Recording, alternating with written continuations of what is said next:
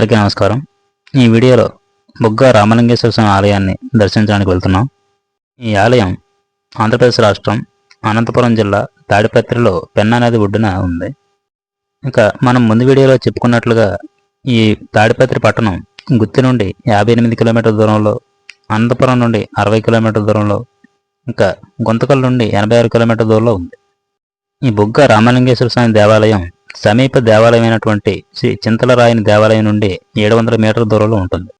తాడిపత్రిలో తప్పక దర్శించవలసిన ఈ రెండు దేవాలయాలను విజయనగర కాలంలో నిర్మించినవి. ఈ దేవాలయాలను పురాతత్వ శాఖ వారు నిర్వహిస్తున్నారు. చింతలరాయని దేవాలయం, అదేవిధంగా బుగ్గ రామలింగేశ్వర స్వామి ఆలయాలు అద్భుతమైన శిల్పకళకు ప్రసిద్ధి చెందినవి. బుగ్గ రామలింగేశ్వర స్వామి ఆలయం తాడిపత్రిలో పెన్నా నది దక్షిణ ఒడ్డున ఉన్న ఒక ప్రాచీన దేవాలయం. ఇందులో శివుడు రామలింగేశ్వర స్వామిగా కొలువై ఉన్నాడు. విజయనగర సామ్రాజ్య పాలనలో గుత్తి గండుకోటను పరిపాలిస్తున్న పెమ్మసాని రామలింగనాయుడు 1490 నుండి 1509 మధ్యలో దీనిని నిర్మించాడు. ఈ ఆలయంలో ప్రధాన దైవమైనటువంటి శివుడు ఇక్కడ స్వయంభూగా వెలిశాడు. ఆలయ విష్ణు మందిరం యందు 7 చిన్న చిన్న స్వతంత్ర స్తంభాలను కలిగి ఉంది. ఆ స్తంభాలను కొట్టినప్పుడు అవి సప్త స్వరాలను ఉత్పత్తి చేస్తాయి. ఈ ఆలయ గోపురాలు అసంపూర్తిగా ఉన్నాయి. వాటిని వాస్తు చరిత్రకారుడైనటువంటి జేమ్స్ అండర్సన్ అద్భుతాలుగా అభివర్ణించాడు. ఈ ఆలయంలో ఏడాది పొడవునా అంటే 365 రోజులు శివలింగం కింద నుండి జలధార ఊరుతూనే ఉంటుంది. ఇక్కడ బుగ్గ అంటే నీటి ఊట.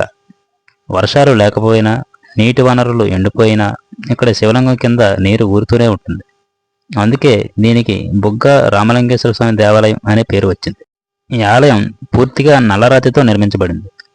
సాధారణంగా దేవాలయాల్లో దేవతల యొక్క విగ్రహాలు తూర్పుముఖంగా ఉంటాయి. కానీ ఈ దేవాలయంలో శివలింగం పశ్చిమాభిముఖంగా ఉంటుంది. ఈ ఆలయంలో చింతల వెంకటరాముని దేవాలయంలో మాదిరిగానే ఒక గర్భగుడి, అర్ధమండపం మరియు ముఖమండపం అక్ష సంబంధ రేఖలు ఉన్నాయి. అదేవిధంగా ఈ ఆలయంలో రామాయణం మరియు మహాభారతం నుండి ఘట్టాలు వివరించే బాస్ రిలీఫ్లు కూడా ఉన్నాయి. ఇక ఈ ఆలయాన్ని నిర్మించిన పెమ్మసాని రామలింగనాయుడు దక్షిణ భారతదేశంలోని 15వ శతాబ్దపు విజయనగర సామ్రాజ్యంలో పెమ్మసాని నాయక వంశానికి చెందినవాడు. రాజు ఆదేశాల మేరకు ఆయన తాళ్లపల్లె అనే కుగ్రామాన్ని అభివృద్ధి చేసి దానికి తాడిపత్రి అనే పేరుగా మార్చాడు. మనం ముందు వీడియోలో తాడిపత్రి పేరు వెనుకున్న చరిత్రను కూడా మనం చెప్పుకున్నాం. తాడిపత్రిని ముందుగా తాటిపల్లి అని, తర్వాత తాటిపర్తి అని, తర్వాత కాలంలో తాడిపత్రిగా మారిందని మనం చెప్పుకున్నాం. పెమ్మసాని రామలింగనాయుడు తాడిపత్రి పట్టణంలో ఒక కోటను మరియు బుగ్గ రామలింగేశ్వర స్వామి ఆలయాన్ని నిర్మించాడు. కర్నూలు జిల్లాలోని ఓబలేశ్వరుడికి మరొక ఆలయం కూడా ఆయనదేనని చెప్పబడింది. రామలింగనాయుడు ప్రభుత్వ నిధులను గణనీయమైన మొత్తంలో ఉపయోగించి వరి మరియు రాగి పొలాలకు నీళ్లు తీయడానికి నీటిపారుదల ప్రాజెక్టులను నిర్మించాడు. రామలింగనాయుడు తాడిపత్రిని అభివృద్ధి చేసినప్పటికీ గతంలో తన తండ్రి పాలించిన యాడికి మరియు దాని పరిసర ప్రాంతాలను కూడా కొంతవరకు అభివృద్ధి చేశాడు. ఈ ఆలయంలో ప్రధాన ఆకర్షణగా కనిపించేవి అసంపూర్ణంగా నిర్మించబడినటువంటి ఆలయ గోపురాలు. ఈ ఉత్తర దక్షిణ ద్వారాలు రెండూ కూడా సరికొత్తగా నిర్మించిన కట్టడాల్లాగా మనకు అనిపిస్తాయి. మనం జాగ్రత్తగా గమనిస్తే తప్ప ఇవి ఆలయ గోపురాలని మనం కనిపెట్టలేం. ఈ ఆలయాన్ని నిర్మించినటువంటి రామలింగుడు పెమ్మసాని తిమ్మనాయుడు యొక్క కుమారుడు.